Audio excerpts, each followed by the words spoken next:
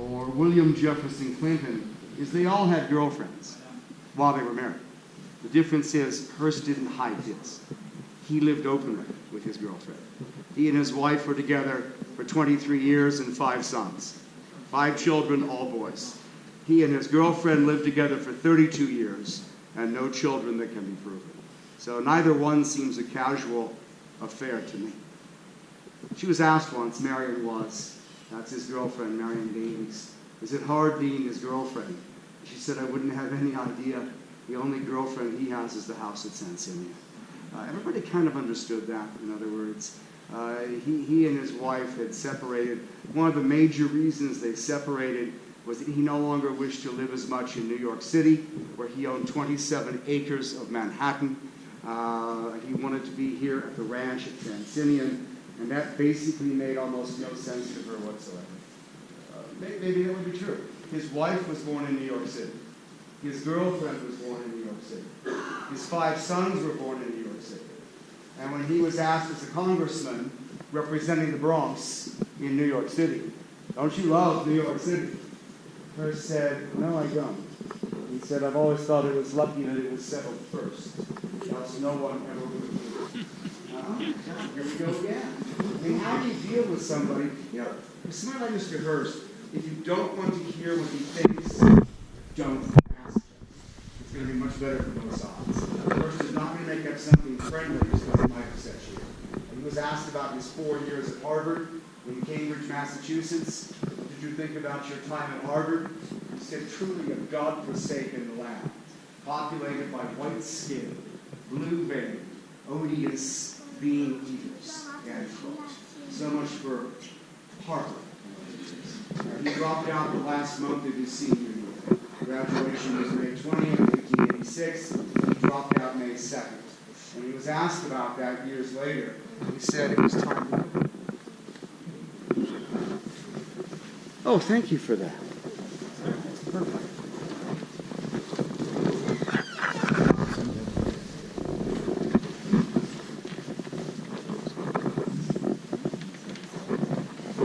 It's pretty good information.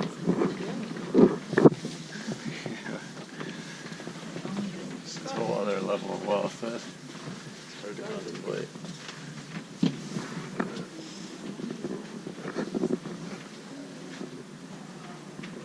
Now you need to check out his castle in Cardiff.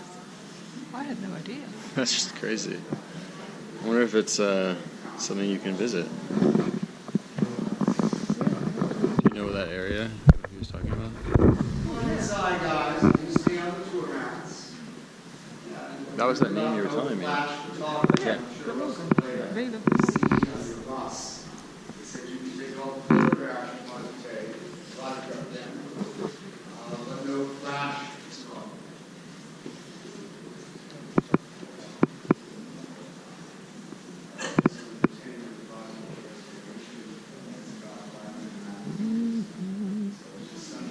Something that I probably was a little less aware of than you. I really don't remember this tour at all, so. No, I think it was this one. It was so long ago, so it's really interesting. So that in the morning, before we get here between 6:30 and 9, they have that over there.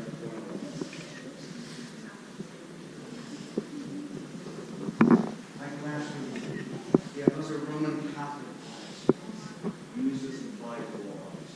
So Hearst is not Roman Catholic. He doesn't expect a bunch of monks to be easier to clean it up. But he does love the beauty of carved wood. So the seats in that last room on the walls and the seats in this room, it was actually very popular, specifically amongst New York City millionaires. You wouldn't have found the use of fire seats, most likely in Boston or Baltimore or Philadelphia. Oh yeah, I didn't Certainly notice the not out here seats. in the colonies, California, and places like that. The Empire was the East Coast. The Empire State of New York, that kind of stuff. But Hearst is a New York City congressman, and he liked the idea of using choir seats as applied wall art. These are about 1340, 1350 that you're looking at. And they're from a cathedral in northern Catalonia called Seo de Urgell. And the Bishop of Urgell thought thought they were too new for his cathedral. His cathedral was built in the 1000s. So why does he want stuff from the 1300s hanging around? So he sold them at public auction, a lot of things. He sold a lot of carving, stone, and wood. But Hearst wanted the choir seats and bought these at a public sale from the Bishop of Sale de Bourget. My European ancestors seem quite content to sell their cultural heritage. So that when Hearst isn't marching through Europe like Napoleon or Hitler or Julius Caesar or Peter the Great. He's buying mostly at New York City. In 1920, 1925, New York City is handling about, let's see, Hearst collected in at least 504 separate and known distinct categories of art. 20 were listed as the best on earth for a private collection, and 7 were listed as the best on earth for any collection. In those 7, you can include tapestries, antique armor, pre-Christian Greek pottery, things like that. By 1920, 1925, oh, not to touch, sir, not to touch. Let me come over here and just remind you about that a little bit. You want to be careful not to touch it. And if you work here, you can go where you want. So don't worry about that. I don't know. Maybe it's why I have a fondness for European museums. Their security carries loaded automatic weapons. A lot different than we do business. I had somebody ask me just the other day, do you guys use tasers? And I thought, no, we don't, but it's a good idea. I mean, I'm not offended by it, in other words. Anyway, Hearst by 1920, 1925 is known to be collecting at a percentage ratio in the world art sales at 1/4. 1 out of every 4 items being sold in the art market in the world by the 1920s is being bought by one human being, and that's William Randolph Hearst. This is only a vacation home that he used a few months out of each year. He sat right here. His very wealthy girlfriend. If you're going to have a girlfriend or a boyfriend or both, I can care less. But you ought to pick a wealthy one. That can't hurt. So that's Marion Davies. This is Mr. Hearst. This is Lord Mountbatten. That's Winston Churchill. That's W.C. Fields. It just depends on who's here. To Mr. Hearst, you don't have any social standing. So don't try and impress him with what you think is important. What he thinks is important is incredibly simple. The United States of America. America first, America last, America always. No exceptions, no discussions.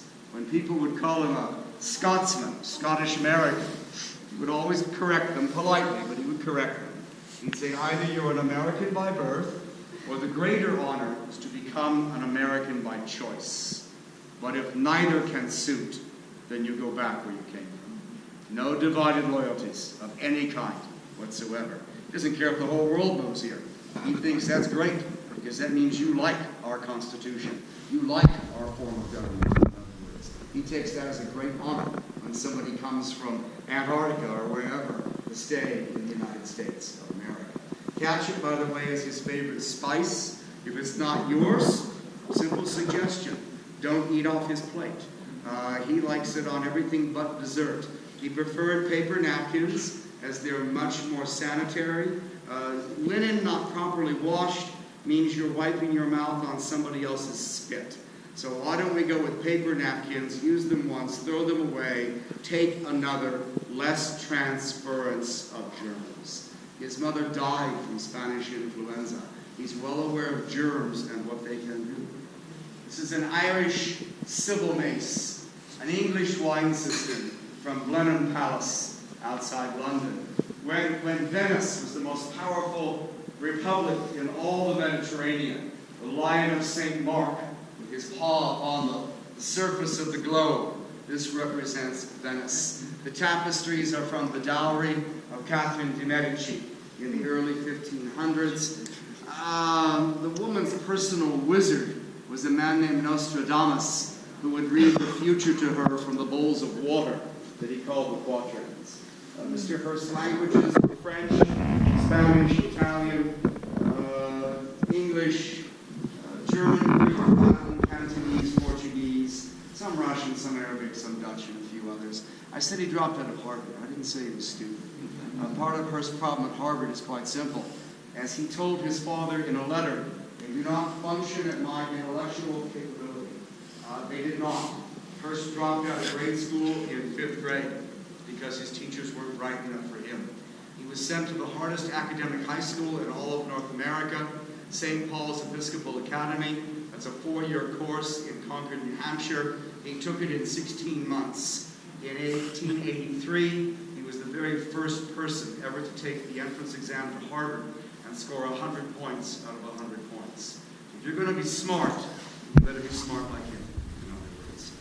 His boys, every one of them said, no, we're not smart like him. His mom, his dad said, we don't know where he came from. When he was 14 years old, his dad wrote a letter to a dear friend named William Lent.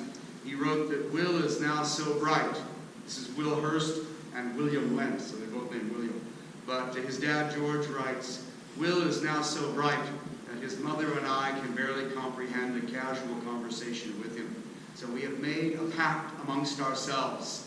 No matter what he does and where he goes, we will always love him, no matter how bright he becomes. George could speak 3 or 4 languages, but not like his kid. One of her sons was asked, does he take solace in any of the guests? And he said he will have conversation with Einstein from time to time. Hearst would have conversation with anybody, but he's not going to put it on his level. He's going to keep it on my level, in other words, not up here with him, down here with Sean, in that sense, which is just the mark of a gentleman. As Hearst was asked once, what is the mark of a gentleman? And he said, how you treat someone who can be of no possible service to you in any possible manner. That's our guy. This is the guy who met with Adolf Hitler in a private meeting outside Berlin, September 16, 1934, to beg for the lives of the Jews, and the homosexuals, and the gypsies, and the others that Hitler declared to be subhuman. As a matter of fact, Hearst is accepted to this day, between 1934 and 1944, through personal intervention politically in saving the lives of at least 200,000 Jews. Hearst was not friends with the National Socialists. You want to be a National Socialist? You want to be a Nazi? He's not going to be your pal. He's not impressed by Mussolini. He called the fascist dictator of Italy a boob on his front page. Who calls Duce a boob? Well, apparently Mr. Hearst did quite often, in other words. And as for meeting with Stalin, he said, no, I will not meet with Stalin. He said, I am quite sure I could get into Russia, but I am also quite sure I could not get out of Russia. Stalin killed more Russians than Hitler ever dreamed of, in that sense. Here's William Randolph Hearst, who has 2 sons, by the way, in World War II, and gave them both the exact same advice. Kill every Nazi you can find, and come home safe to me.